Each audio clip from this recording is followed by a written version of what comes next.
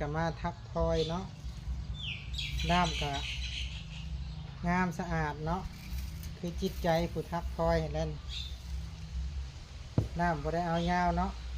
เพราะว่ามีต้นไม้หลายมันมีพื้นที่แคบก็เลยเอาด้ามสั่นอันนี้สารได้ชั้นเดียวเด้อนี่เวลาสิมีอีกชั้นหนึ่งมาถกสิลองเบิ่งว่าชั้นเดียวมันสิเป็นยังไง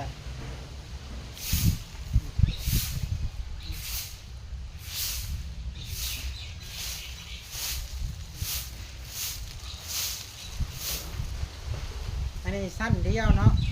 ชั้นเดียวยังปัดไปบัดนี้พอเห็ด2ชั้นมันก็ใหญ่ขึ้นอีกมันก็โอบขึ้นอีกนี่ทักปัดกระมวลตัวนี้ละงามโกโมนี่ด้ามก็งามนี่หลังจากทักคอยมาตัวนี้งามแหละเอาไว้ปัดเองตัวนี้เอาไปเห็นคลิปนี้จงมีแต่ความสุขความเจริญเด้อ